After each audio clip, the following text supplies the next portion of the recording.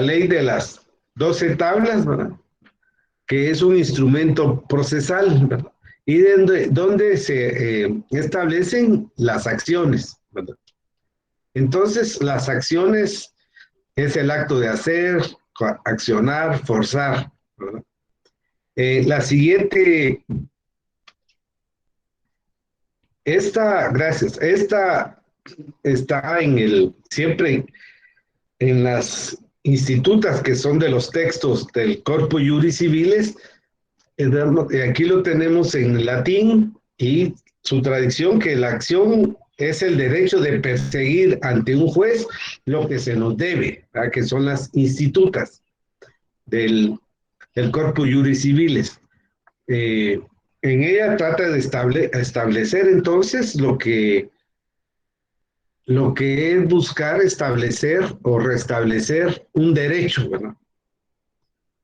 Que se considera que se pueda tener. Eh, hay varias definiciones de lo que es acción, lo que es la acción, ¿verdad? La primera creo que es la que reúne, digamos, los mayores elementos para poder definirla, ¿verdad? Que es un instrumento jurídico procesal. Este, Pregunto, ¿comprenden eso de procesal? No, licenciado. No. Bueno, instrumento jurídico procesal es cuando uno establece una acción, ¿no? O desarrolla o plantea una acción de ese deber que nos tiene. Es decir, es un proceso que tiene diferentes etapas o fases, la acción. Eso es de carácter procesal, ¿verdad? Cuando ya se establece propiamente ante un tribunal, ¿verdad? Para resolver ese problema. Entonces, es un instrumento jurídico procesal para aquella persona que quiera hacer valer su derecho. Eh, eh, Hay varias, en Roma la acción y el derecho subjetivo son lo mismo, ¿verdad? Es decir, personalmente a mí me están afectando en un derecho, y entonces realizo una acción, ¿verdad? Por eso se dice que sin acción no hay derecho subjetivo. Eh, y de esto nace entonces propiamente el juicio de carácter civil, ¿verdad? Ya, es decir, privado, ¿verdad? Eh, y acción modernamente puse aquí una definición que define se define como la facultad que tiene una persona de recurrir a los tribunales de justicia para que estos resuelvan un conflicto de relevancia jurídica. Entonces, es hacer una acción. Entonces, si modernamente ustedes creen que les han afectado un derecho subjetivo, por ejemplo, algunos de ustedes son propietarios de, de un apartamento, de una casa, y la dan en arrendamiento y ven que esa persona no es, no está cumpliendo de acuerdo al contrato de ambas partes, perdón, un contrato en el cual la voluntad de las partes estuvo de acuerdo, entonces esto la puede accionar la persona afectada, es decir, quien da en arrendamiento la casa o el apartamento, de acudir a los tribunales para que le paguen, pues, justamente lo que les deben o lo que les corresponde. Esto es, entonces, definiciones de las acciones.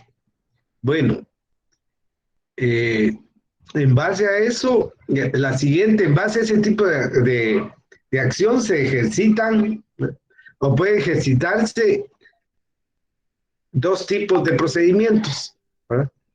La siguiente, por favor, María José. Estas son las declarativas, ¿verdad? Con la finalidad que el proceso sirva para el reconocimiento formal de un derecho Y ejecutivas son procesos que persiguen la ejecución o cumplimiento eh, material de un derecho ya reconocido, bien por la ley o bien por una sentencia previa a un juicio declarativo que así se le reconozca. Bueno, en la primera, las declarativas, es cuando están formalmente establecidas en ley, ¿verdad? Para que pueda accionar. Y la segunda es cuando las ejecutivas, cuando ya se realizó una acción y resolvieron o en sentencia resuelven que quién es el que debe de, eh, en este caso, que es condenado, debe de pagar por, por esa violación de derecho. ¿Qué quiero decir con esto? Entonces, como ya se hizo la acción, ya hay sentencia en la cual esa persona debe de pagar, en este caso en el arrendamiento de un apartamento, entonces ya se ejecutó la acción, se llevó a cabo ante tribunales, llevó todas las fases y dijo, bueno, tiene las sentencias que usted tiene que pagar.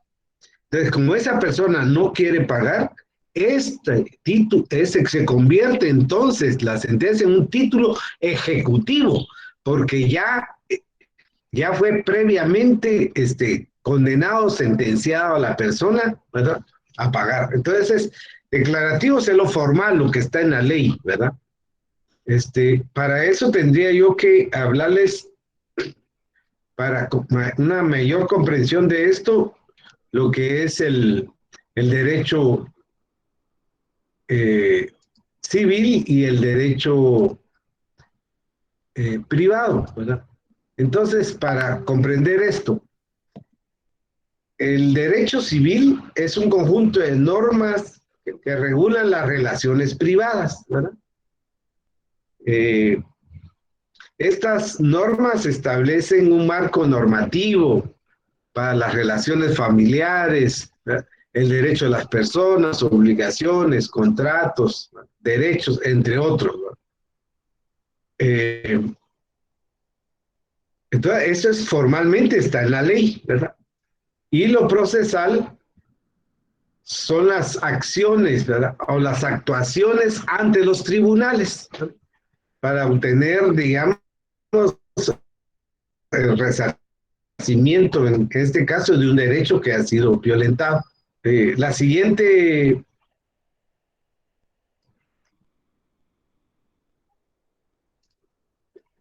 lo, solo voy a terminar esto en sobre los procedimientos declarativos, ¿verdad? Los procedimientos declarativos tienen por finalidad que el juez constate o declare la existencia de un derecho. Eso es formal. Por ejemplo, en el derecho romano se da la acción reivindicatoria, que la vamos a ver, ¿verdad? Eh, Cuya finalidad es que el juez declare que quien es dueño de una cosa. Otro ejemplo es la acción que tiene por objeto que se declare que sea una persona libre, no esclavo, pues. Eso está formalmente. Y los procedimientos ejecutivos son, son aquellos que tienen por finalidad el cumplimiento de una obligación ya previamente establecida o resuelta o bien sentenciada. Eh, y eso se convierte entonces, esa sentencia se convierte en un título ejecutivo, ¿va? Es un antecedente donde va a constar de manera real o indubitable, eh, es decir, certeza, la existencia de una obligación, ¿verdad? Entonces, esa es la diferencia entre esos dos procedimientos. Ahora, en lo que vemos en, en la relación jurídica. Antes de esto, miremos, o quiero hablarles que para que se dé un juicio es necesario que la persona interesada tome la iniciativa, va, una acción, pues, y acude ante el magistrado para para decirle que se haga un juicio con el fin de resolver una determinada controversia.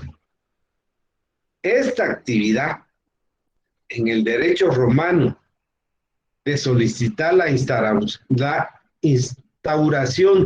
de un juicio se designa con la expresión pedir acción, ¿verdad? Que en latín sería postulare actionem. Eso es en lo que se le solicita, esa es la acción, pues. Entonces, el magistrado tiene la obligación de dar o negar la acción.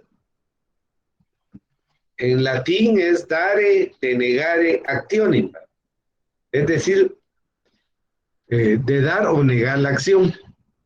Entonces, se da la acción y tendrá lugar en el juicio para resolver en definitiva la controversia entre estas personas o dentro de una persona o varias personas, ¿verdad?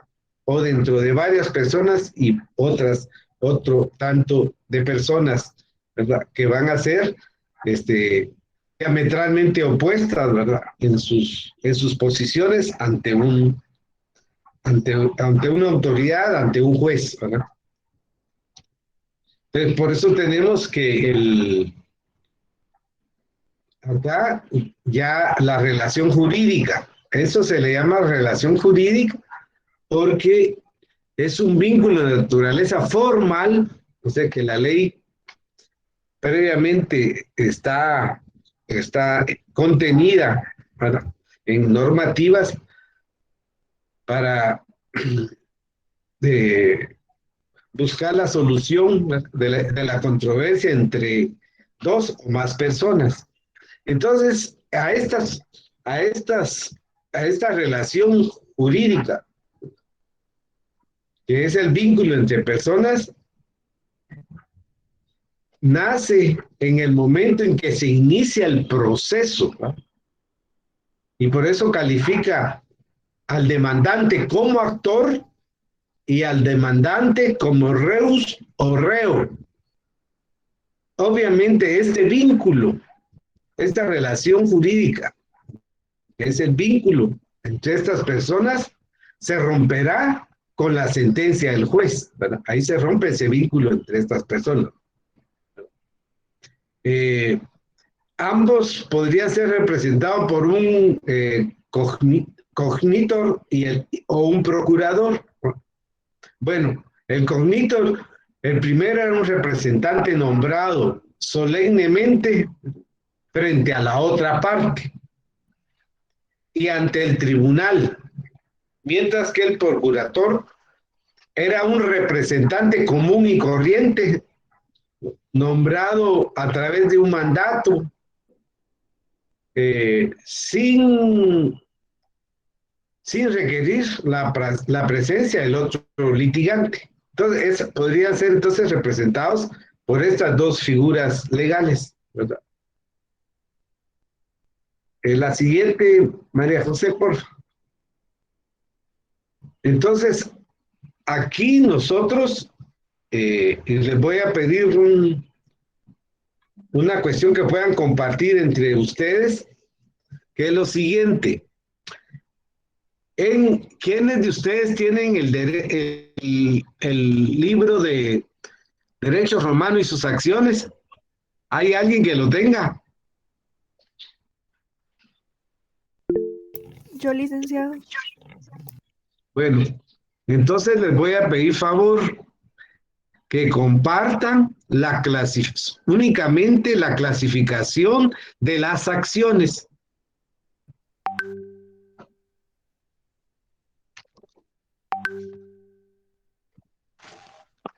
lo tiene a mano.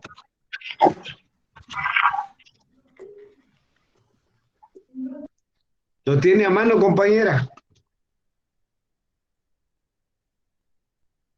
Sí, licenciado.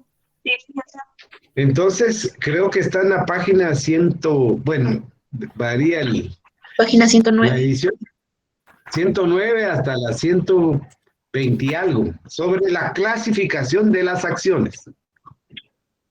Entonces, Sí. que lo compartan en ustedes con fotocopia o fotografía para todos los compañeros, porque eso nos va a servir para hacer ejercicios. Pero y en su momento, para las próximas sesiones, explicaré, veamos, en su conjunto cada de estas acciones, ¿verdad?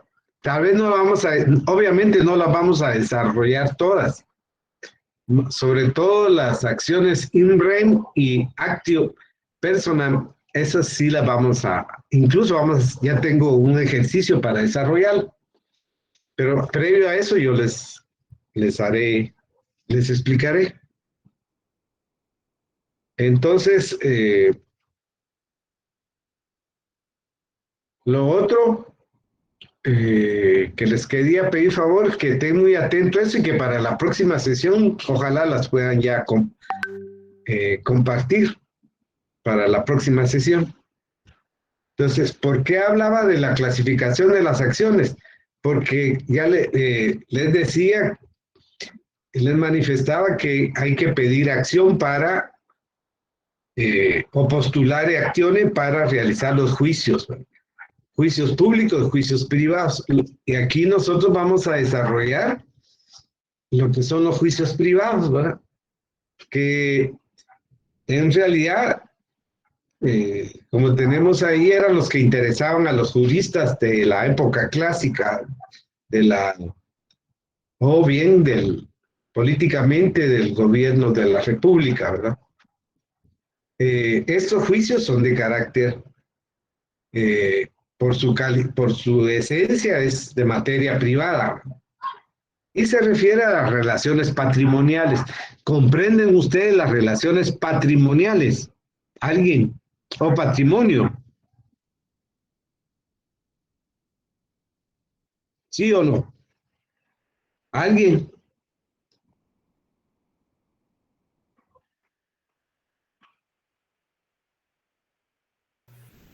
Probablemente, no sé si estoy equivocada, pero son los bienes que yo he acumulado y son de mi pertenencia. Y es mi Sí, patrimonio. sí, correcto. Son los bienes, ¿verdad? Es su patrimonio. Todo tipo de bienes, muebles, inmuebles, fungibles, no fungibles, este, y que el derecho, que son en su conjunto de los derechos reales, ¿verdad? Entonces, estos se da cuando les decía al principio ya no en el grupo familiar, que sí hay acciones que las vamos a ver, pero cuando hablamos de juicios privados se da más entre personas, entre familias, ¿verdad? Diferentes, ¿verdad? Que tengan algún problema, algún litigio que quieran resolver, ¿verdad? Y que finalmente lo va a resolver un juez, que en los juicios privados romanos, es un juez, si bien va a ser un funcionario público, no es una persona que sea un docto en la materia legislativa o que tenga conocimientos amplios en lo jurídico, ¿no? Esto, entonces, cuando se resuelve por este juez, ¿verdad?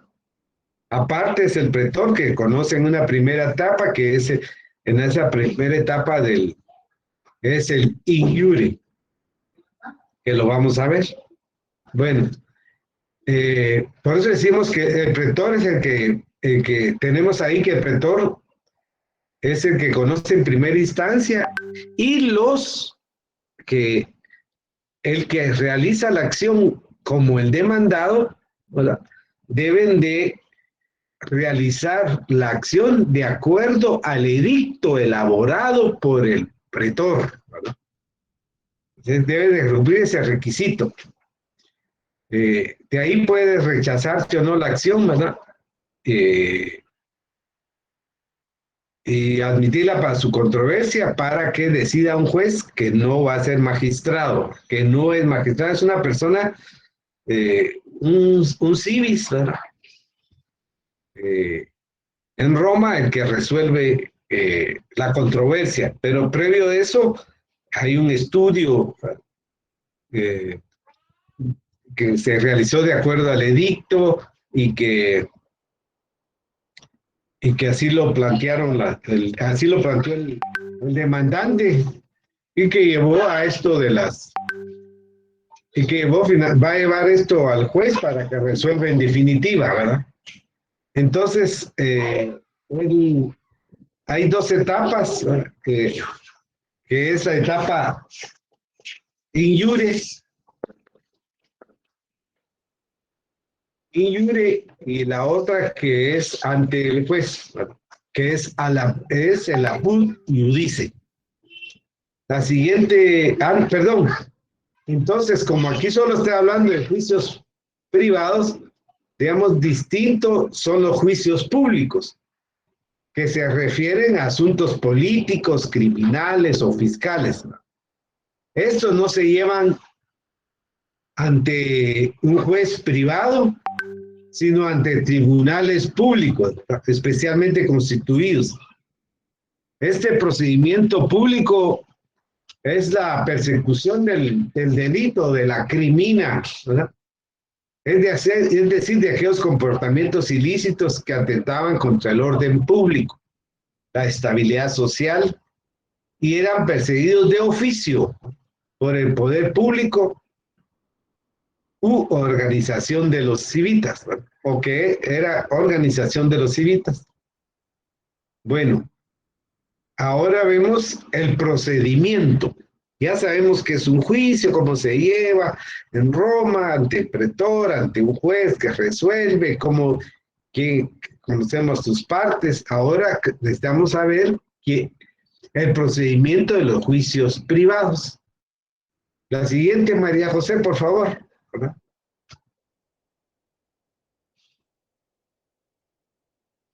Entonces, este es el procedimiento.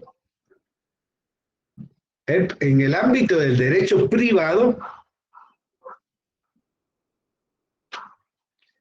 eh, procedimiento es una serie de actos o sucesión de actos jurídicos que se inician con la acción de la persona que se queda afectada en un derecho, ¿verdad?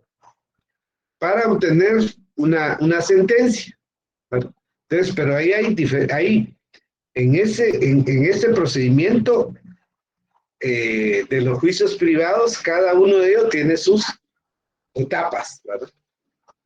Eh, aquí en el derecho romano, tanto el primer procedimiento que se conoce, que es el legis actio o acciones de ley, como el per fórmula, ¿no? O fórmula, ambos tienen sus etapas, también el de el extraordinario, pero estos son muy similares, tanto el per fórmula como las acciones de ley. Solo se los digo acá porque es lo siguiente que vamos a realizar, ¿verdad? La siguiente, bueno, entonces estos son los procedimientos civiles, ¿verdad? El actio, legis actiones, ojo, en algunos textos aparece legis actionis también, o sea, al final no es ES sino IS, ¿verdad? Legis actionis o legis actiones, ¿verdad? Que es acciones de ley, que va al principio de la monarquía hasta la mitad del siglo II antes de Cristo, el procedimiento per fórmula, que va del siglo II antes de Cristo al tercero después de Cristo, y el procedimiento extraordinario, cognitio, extraordinario o extraordinario, surge en el siglo III. Entonces tenemos tres procedimientos civiles en Roma: el actio legis, el per fórmula y el extraordinem, ¿verdad? Cognitio. Son 3 procedimientos. De esos tenemos que hablar, entonces, eh, cada uno su importancia, sus características y el desarrollo de su proceso. Entonces, la siguiente, por favor, María José.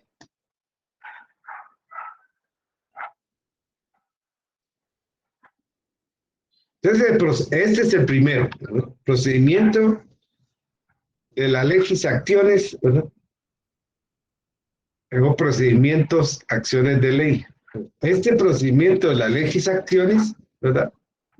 En el, en el derecho procesal romano fue de especial interés, ¿verdad? Porque en realidad los romanos fueron muy pragmáticos, ¿verdad? Porque si hemos hablado del Corpus Juris Civiles, fue una compilación que se hizo en la etapa de la, o en la época del principado o la diarquía, o de los monarcas. Hasta en ese entonces se da esa compilación. Antes no se tenía mayor basamento legal, ¿verdad? O formal. Entonces, el procedimiento de las acciones de ley, que ya vimos estamos viendo su vigencia, ¿verdad? ¿Dónde se remonta, ¿verdad? Que es que la legis acciones se remonta a los orígenes del proceso de etapa arcaica, ¿no? Y obviamente que ese quedó contemplado en la ley de las 12 tablas. Y estuvo vigente durante el periodo republicano. Entonces, en el procedimiento formulario o per fórmula, también que surge en ese siglo que el procedimiento de las acciones de ley, ¿verdad? Coexistieron, ¿verdad? Coexistieron ambos procedimientos. Y posteriormente, por determinadas leyes, que ya solo va a quedar vigente el per fórmula o fórmula. Entonces, cuando tenemos aquí que es extremadamente ritualista, formalista y sacral, porque es pobre en acciones, solamente son 5 de estas, ¿verdad? Como lo vamos a ver. Entonces, la siguiente, por favor, María José. Ahí tenemos los procedimientos de las legis acciones.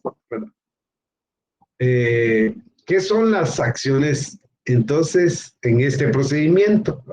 Eran declaraciones solemnes, rituales, establecidas por el derecho civil romano, que las partes deberían de pronunciar o realizar ante el magistrado para la defensa de sus derechos. Bueno, ¿por qué decimos que es un derecho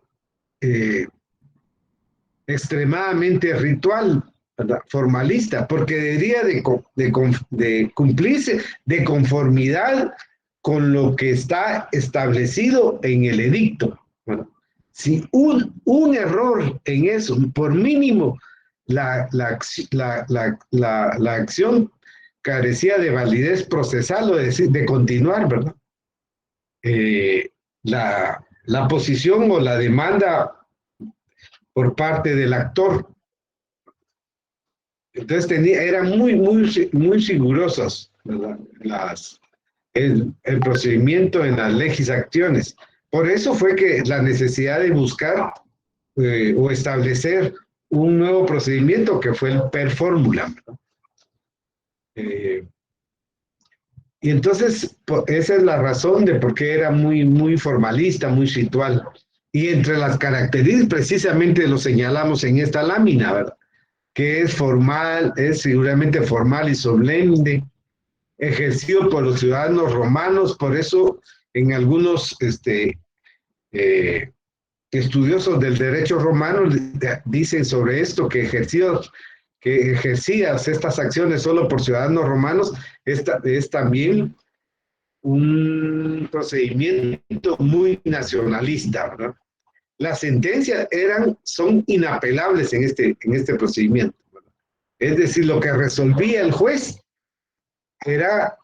quedaba entrecomillados como cosa juzgada, ¿verdad? Es decir, eh, ya no tenía otra instancia donde acudir el afectado producto de, de una resolución. Y es un procedimiento, y eso que se les grabe, no solo va a venir en el examen, va a venir en los ejercicios. Lo siguiente, que es un procedimiento que pertenece al orden judicium privaturum, es el orden jurídico privado. Y por tanto se desarrolla en dos fases. El in iure ante un magistrado, el magíster, que es el pretor, experto en materia jurídica, que inicia en causa el proceso hasta la siguiente fase, que es apud iudice. Hay otros que tienen, hay otros autores que le dan otra denominación, ¿verdad? Al, a este juicio, que es ante un juez que es el iudex, ¿verdad? Que no es experto de derecho, ya ante el cual se practican las pruebas y dicta sentencia, condenando no al demandado.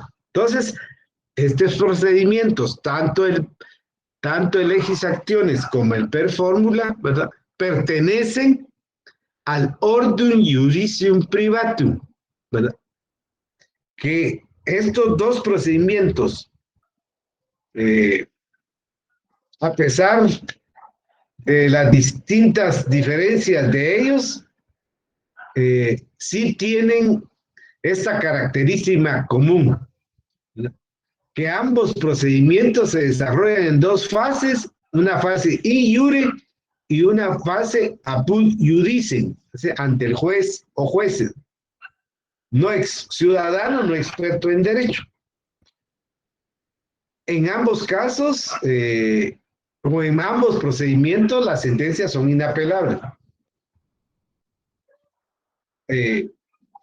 ASTI, el, el procedimiento extraordinario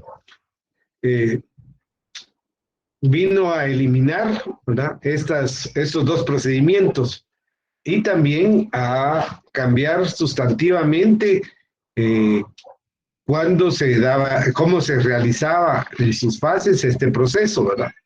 Porque se llevaba solamente ante un solo funcionario, que era el juez público.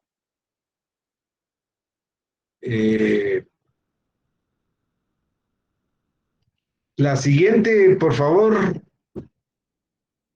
Bueno, clases de acciones del procedimiento actio legis.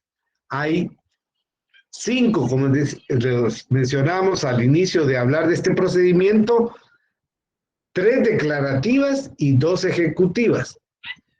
Bueno, en las 3 declarativas dan lugar a juicios declarativos que persiguen el reconocimiento de un derecho mediante una sentencia. Y el ejecutivo da lugar a juicios ejecutivos que persiguen cumplimiento de un derecho anteriormente reconocido. Es decir, que en el ejecutivo ya se había resuelto una sentencia y que no se estaba cumpliendo. Entonces, esa sentencia servía como título ejecutivo para que se cumpla, ¿verdad? Lo que se establece en la sentencia. Bueno, de las declarativas tenemos 3. El per sacramentum, que es la acción de apuesta sacramental. El per judicis postulationem, que es la acción de ley por petición de un juez o árbitro, y por condictionem, que es acción de ley por condición. Esas son las declarativas. Ya lo van a ver ustedes ahora. Y las ejecutivas, que es la acción por aprehensión corporal y acción por toma de prendas. Entonces, de esas nos corresponde ver las, la, la sacramental. La siguiente, María José, por favor. Entonces, mediante esta acción, las partes hacían una apuesta, que es el sacramentum, en dinero que podían depositar o ante el magistrado, después de haber manifestado sus intenciones, ¿verdad? O la reivindicación de la propiedad de un esclavo, ¿verdad? Eh, Ellos tenían que llevar todo ese proceso, la citación, la comparecencia, las pruebas, ¿verdad? Eh, Sobre todo en cuanto a las pruebas, una vez valoradas, se podía, esta, el, el juez podría pronunciar sentencia, ¿va?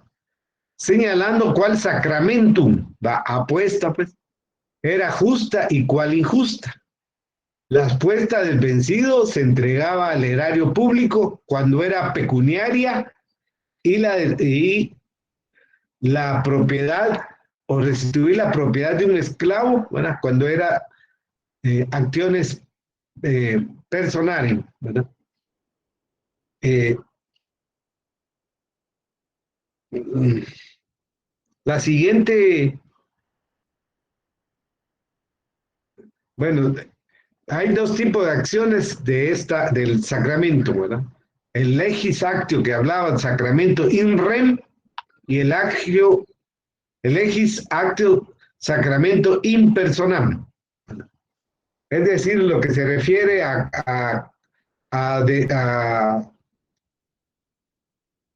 a cosas o a derechos reales, ¿verdad? Que servía para reivindicar la misma. Se hacía frente a todos ese, ese derecho que consideraba la persona que entabla la acción, ¿verdad? Para que se le pueda devolver su, su, se le puede dar ese derecho real, ¿verdad? Que le corresponde. Y la legis actio sacramentum impersonal es para reclamar un derecho de una obligación, ¿verdad? Que es personal, ¿no? Solo la persona puede reclamar, como el caso del esclavo. Entonces, ¿cómo, cómo, cuáles son los requisitos, la formalidad de, que pedían los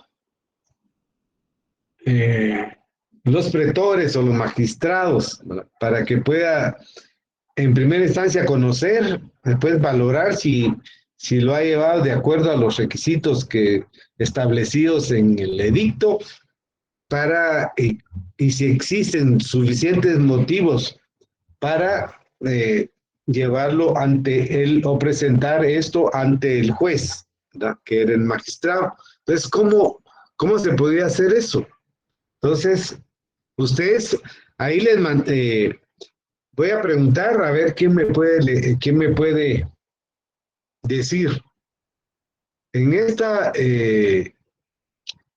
en este tipo de acción sacramental o de sacramento, se les mandó unas copias.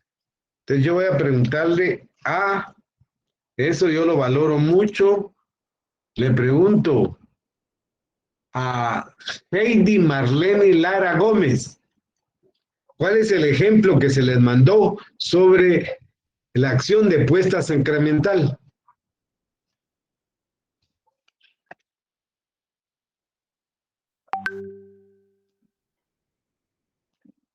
¿No está?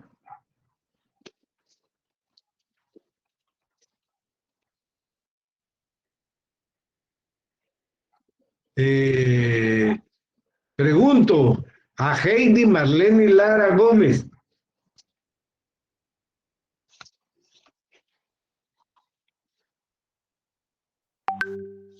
¿No lo tiene? ¿No lo sabe? ¿Hay alguien que lo...?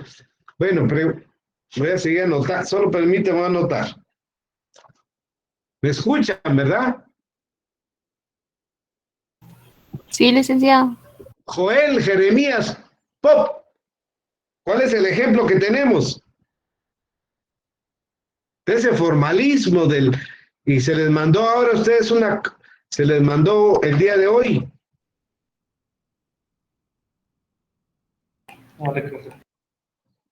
¿Cómo?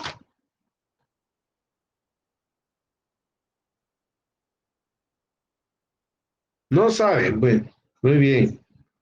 Pregunto, Carla Solís.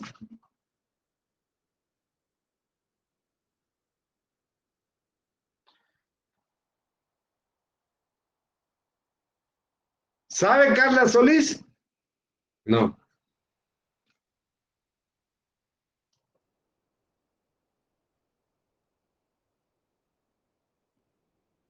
Mauricio Fuentes.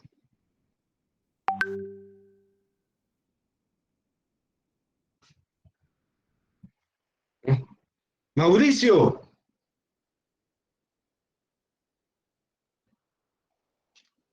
Bueno, Licenciado, si quiere lo leo. pues es que ese es el propósito. No, no es que la sepan de memoria, nunca voy a pedir esas cosas, sí, pero eso es lo que estoy pidiendo, pero nadie responde, me siento hasta mal yo con esta sección porque no me han respondido. Entonces, pues, ¿quién? Kevin. ¿Me Sí, habla Kevin? sí, Va, licenciado. lo voy a anotar. Bueno, Kevin Pacheco, ¿ah? sí, cabal. Bueno, ¿cuál fue la que pregunté, Kevin? El eje actio sacramento, acción de apuesta sacramental. Bueno, ¿cuál es ese formalismo en que pedían el pretor con la cual buscaba que que se le diera el derecho que él creía que había sido violentado? ¿Cómo dice esa parte? Léelo, no tengas pena. Dice, afirmo que este esclavo me pertenece en propiedad civil por causa legítima. Como lo digo, ante ti lo someto a mi vara, y al decir esto ponía la vara encima del esclavo. ¿Qué se respondía? Decía y hacía otro tanto. Una vez que las dos partes habían reclamado con esta solemnidad, el pretor decía, deja uno y otro el esclavo, y estos dejaban. Hasta ahí termina, ¿verdad? Hay más demandantes. La pregunta a su adversario: te pido que digas por qué causa legítima has reclamado. Demandado: como propietario que soy, he impuesto mi vara, y el demandante: tú has reclamado sin derecho, y por ello te reto a una apuesta sacramental por valor a 500 haces. Y yo a ti. De esa manera quedaba interpuesta la acción con su respectiva apuesta sacramental. Bueno, quiero aclarar ahí algo. Eh, Sin ese formalismo, no se podía desarrollar no se podía desarrollar el procedimiento de la legis actio, porque eran muy formalistas. Y si no llevaba vara, simplemente no se podía realizar el procedimiento, ¿verdad? Era tan exigente porque eso en las cuales lo que acaba de leer Kevin, eh, es parte de ese formalismo, de esos ritual que ellos deberían de, de, de proceder eh, ante ante el magistrado. Y otro aspecto que es importante, que ahí hablas de haces, ¿verdad, Kevin? Sí, licenciado. ¿Y sobre eso es dinero o A eso. monedas o algo? Es eso. Haces también es denominado una cuestión pecuniaria, ¿no? Eh, Porque, digamos, la apuesta, cuando era pecuniaria, la apuesta del vencido se entregaba al erario público y la del vencedor se le restituía a él mismo, ¿verdad? Se le entregaba, pues. Ahora, cuando hablo de haces, es mejor hablar de pecuniaria, ¿verdad? Que es en valor, que puede ser moneda, que puede ser dinero, ¿verdad? Y la moneda, en algunos le llaman haces en general, pero la moneda en Roma se llama sestercios, que lo va con S, sestercios. Eso lo vamos a desarrollar y con algunos ejemplos. Bueno, gracias Kevin, ya te anoté. La siguiente, María José, por favor.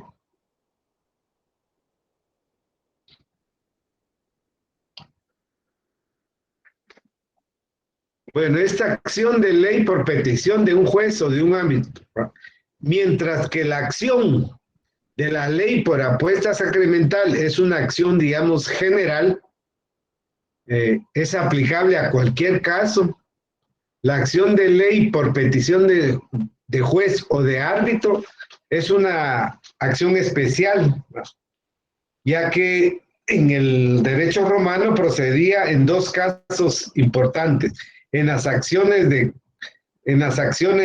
divisorias, ¿va? Por pedir la división de la herencia o de la cosa común o una copropiedad, ¿va? O el delinde de terreno, ¿verdad? Se trata de llevar a cabo la participación de forma tal que cada uno reciba lo que le corresponde. En realidad no existe una verdadera controversia como en la anterior, ¿verdad? Y la persona que resuelve el litigio o el problema no la crimina, no, porque se refiere a delitos, eso solo los procedimientos públicos podían conocer. Entonces, que resuelvan el conflicto, la controversia, quien resuelve es conocido con el nombre de juez o árbitro, ¿verdad? Es por esa razón que se llama acción de ley por petición de un juez, ¿verdad? Aquí también en el derecho romano, algunos cuando se presenta esto de la solicitud ante un juez o de un árbitro, también le llaman el postulato iudices, ¿verdad? Que para que él conozca las posiciones de derecho, ¿verdad? También se daba en casos de crédito, ¿verdad? Y tanto este procedimiento en la fase in iure como el apud iudicem están contempladas esas dos etapas, ¿verdad? Tanto el anterior como como el que vamos a ver. Entonces, sobre estas acciones, ¿verdad? De la por petición de juez o árbitro, bueno, en base o el ejemplo que daba Kevin con leer sobre la apuesta sacramental, ahora como todos tienen el documento, sigo preguntando, anoto, de una vez les digo anoto, Noé García, sobre acción de ley por petición, ¿cuál es el ejemplo que tenés? Noé, no está. Noé, no está. Bueno. Licenciado, ¿yo lo puedo leer? Sí, permítame, solo voy a ver cómo estamos, porque creo que como que no me siento satisfecho todavía. Pero ahorita unas dos y me hace favor que Kimberly, gracias.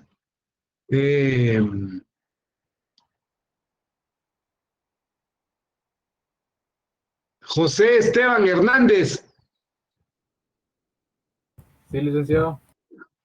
¿Qué es el ejemplo que tenemos sobre esto de acción de ley por petición de juez o árbitro?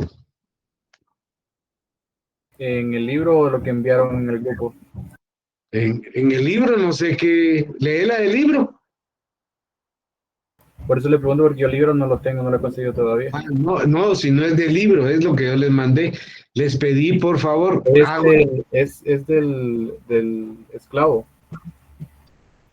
Pero, ¿cómo dice cuál es el ejemplo? El ejemplo que leí es de un joven que reclama que un esclavo le pertenece. ¿Pero qué más? ¿Pero qué dice? Ahí te lo mandé escrito. Que Solo lo la, tenés que leer. la otra persona le pregunta que en Pero, base a qué reclama que el esclavo le pertenece. mira, Entonces, José, mira, pues, ahí, como yo lo mando, es lo que yo quiero que comprendan y por eso estamos poniendo, no lo estoy poniendo por fastidiar el ejemplo, sino lo estoy poniendo para que comprendamos qué tan solemne eran esos procedimientos de actio legis. O sea, tenías que, en el anterior tenías que llevar la vara, y en este, qué tenía que hacerse? ¿Ya? Entonces, tal vez seguramente nos puede apoyar Kimberly. Sí, licenciado, ahorita lo leo. Dice, demandante, afirmó que me debes dar 10.000 sestercios a causa de un contrato verbal. Te pido que digas si es verdad o no. Demandado, el demandado decía que no era verdad. Demandante, dices que no y por ello a ti, pretor, te pido que nombres a un juez o árbitro. ¿Ven ese rigor que establece sobre todo estos tres procedimientos, los tres primeros procedimientos, el sacramento, el de el de ley por petición ante juez y las acciones de ley por condición, ¿verdad? Los tres son declarativos y muy solemnes, ¿verdad? Entonces, gracias, Kimberly. Ahora pasamos al siguiente, María José, por favor. Bueno, esta es acción de ley por requerimiento o por condición. Fue creado para la recuperación, ¿verdad?, de créditos referentes a una determinada suma de dinero o una cosa determinada. Es decir, una cosa individualmente señalada, designada. Por ejemplo, está el esclavo Pánfilo, o cierta cantidad de cosas, ¿no? Como por ejemplo las 30 medidas de trigo. El procedimiento de actio ley por condición es un procedimiento similar a las dos anteriores acciones, ¿no? Y si el deudor se negaba la deuda, el actor lo hacía requerir a comparecer tanto con el pretor como ante el juez, sobre todo con el juez para resolver el litigio, ¿no? Y por eso es que este requerimiento da nombre a todo el procedimiento, ¿verdad? Es de comparecer por requerimiento. A ver, ¿quién me puede hablar del ejemplo de este tipo de acción? Yo, licenciado. Vamos, Lisbeth, dígame. Lisbeth Pérez, me voy a poner, espérame. Lisbeth. Por favor, Lisbeth. Con gusto. Demandante, afirmo que me debes dar 10.000 sestercios. Te pido que digas si es verdad o no. Demandado, el adversario decía que no. Demandante, dices que no y por ello te emplazo para elegir juez dentro de 30 días. ¿Ven? Esos formalismos de ley. Eso es lo más importante, los formalismos de este modelo de procedimiento que es el de acciones de ley.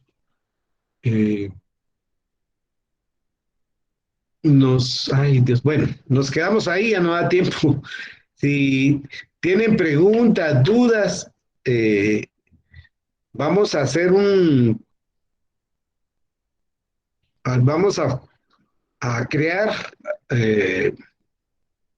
si no se puede acá, déjenlo manifestado, yo lo voy a anotar. En primera instancia, mejor déjenlo en el chat de acá cuando tengan dudas, para que yo las pueda resolver, por favor. Entonces, para ir concluyendo, aspectos importantes. Las acciones se realizan dentro de lo que se llama un juicios de carácter privado, ¿va? Donde se manifiesta lo que es el derecho civil romano con sus juicios y procedimientos. Hay acciones de ley declarativas, ¿va? Y ejecutivas. Y 5 acciones de las acciones de ley, del procedimiento de acciones de ley. Eso es, en síntesis, leer un poquito sobre esto y nos miramos la próxima sesión, porque creo que, y dejen sus dudas, por favor, para anotarlas y resolverlas en la próxima sesión. Lo digo no porque no quiera preguntar, sino por el tiempo, ¿eh? Bueno, que estén bien y si tienen alguna duda y quieren estar, con mucho gusto los escucho. Feliz tarde, licenciado. Gracias. Gracias, licenciado. Bueno, Feliz tarde. gracias a todos, en especial a María José. Gracias por la presentación. No, me sigue apoyando para la próxima, porfa.